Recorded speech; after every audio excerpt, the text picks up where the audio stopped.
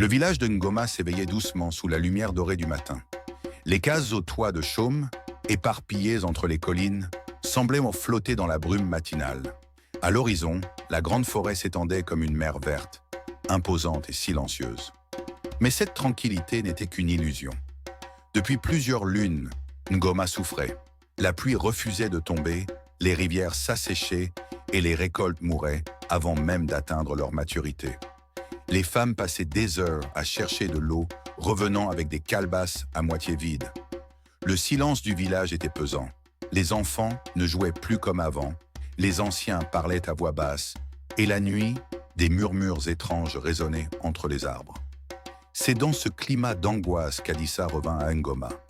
Vêtue d'un pagne sobre et d'un foulard qui dissimulait ses longues tresses, elle marchait lentement sur le sentier poussiéreux qui menait à la place du village. Cela faisait 5 ans qu'elle n'avait pas foulé cette terre, depuis son départ pour la ville où elle avait étudié les lois modernes. Son cœur se serra lorsqu'elle vit la grande case familiale, jadis pleine de rire et de chaleur. Sa mère, Mama Zuri, était décédée la veille, et elle était revenue pour lui rendre hommage.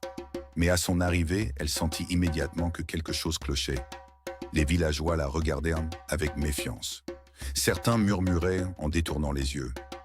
Même les enfants, habituellement curieux des étrangers, restaient à distance. « Pourquoi me regarde-t-il ainsi ?» demanda-t-elle à son oncle, Mzi Kalema, un vieillard à la barbe grisonnante. Il hésita, son regard fuyant. « Ce n'est pas toi qu'ils craignent, Adissa.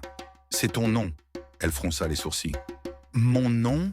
Le vieil homme s'approcha et murmura. « Ton père a réveillé un mal ancien. » Adissa sentit un frisson lui parcourir l'échine. Son père, Mwando, avait été le chef respecté du village avant sa mort il y a 6 ans.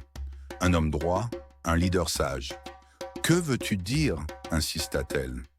Le vieil homme soupira, jetant un regard inquiet autour de lui avant de l'inviter à le suivre dans sa case. À l'intérieur, l'air était lourd de l'odeur des herbes médicinales et des cendres d'encens. Mzi Kalema s'assit sur un tabouret en bois sculpté et prit une profonde inspiration. « Il y a longtemps, ton père et d'autres notables ont commis un acte impardonnable. » Il lui raconta une histoire qu'elle n'avait jamais entendue. Ngoma avait autrefois prospéré grâce aux masuku, des arbres sacrés aux fruits sucrés et dorés. On disait que les esprits de la forêt vivaient dans leurs branches et veillaient sur le village. Mais un jour, une terrible sécheresse s'abattit sur la région. Paniqués, certains hommes d'influence, dont son père, prirent une décision radicale.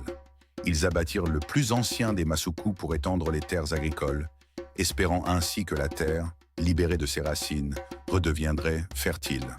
Ils ont tué un arbre, Adissa, mais pas n'importe lequel.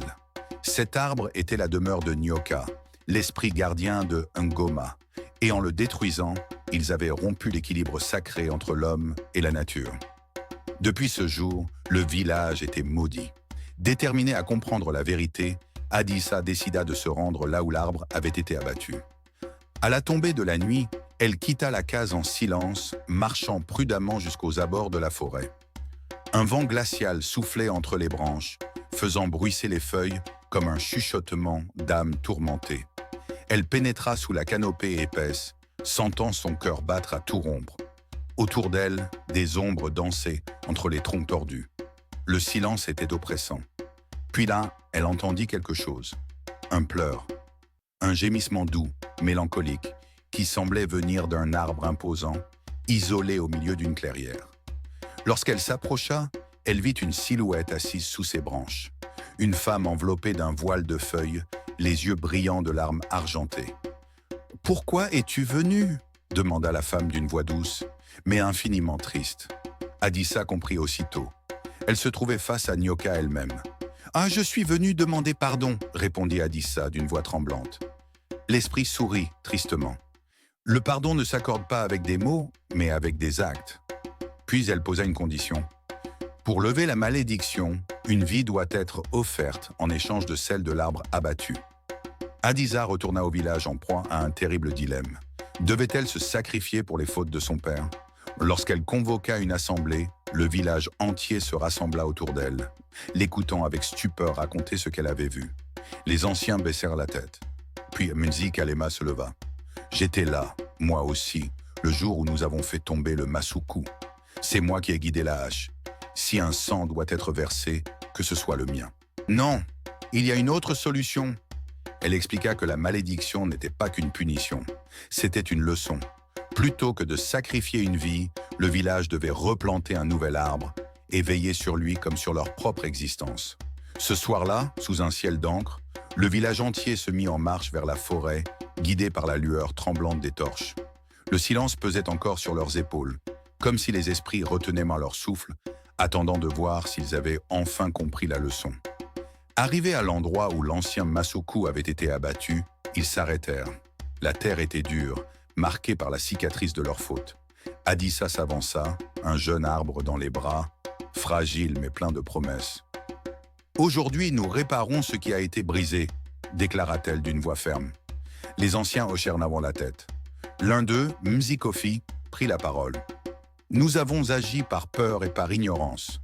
Ce soir, nous choisissons un autre chemin. » Les hommes commencèrent à creuser, leurs mains calleuses s'enfonçant dans la terre aride.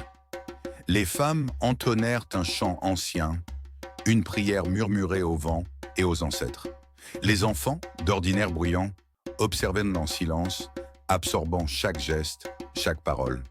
Quand le trou fut assez profond, Adissa y déposa le jeune Masuku. Elle posa ses mains sur son tronc frêle, ferma les yeux et murmura une bénédiction. Puis, un par un, les villageois versèrent de l'eau sur ses racines, chaque goutte portant une promesse de respect et de vigilance. Et alors, quelque chose se produisit. La première goutte d'eau effleura la terre et un frisson parcourut l'air. Un souffle tiède s'éleva, comme un soupir de soulagement. Puis, sans prévenir, une pluie douce se mit à tomber, caressant les visages levés vers le ciel. Certains tombèrent à genoux, murmurant des prières. D'autres laissèrent éclater des rires nerveux, libérant enfin la tension accumulée. Les flammes des torches vacillèrent dessous la pluie, projetant des ombres dansantes sur les troncs des arbres témoins. Le Masuku était planté, et la terre, pour la première fois depuis des mois, exhalait un parfum d'humidité et de vie. Les années passèrent. Ngoma retrouva sa vitalité. Les récoltes prospérèrent à nouveau, les rivières ne se tarirent plus, et les animaux, autrefois fuyants, revinrent peupler les bois alentours. Adissa, elle, était restée. Elle n'était plus seulement la fille revenue d'ailleurs. Elle était devenue un pont entre le passé et l'avenir, une conteuse des vérités oubliées. Chaque année ou à la même date, le village célébrait la fête du Masuku.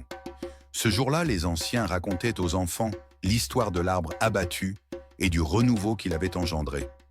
On dansait sous ses branches, on lui offrait les premiers fruits de la saison et on lui chuchotait des secrets, convaincu que ses racines les porteraient jusqu'aux ancêtres. Le nouvel arbre grandit, fort et majestueux.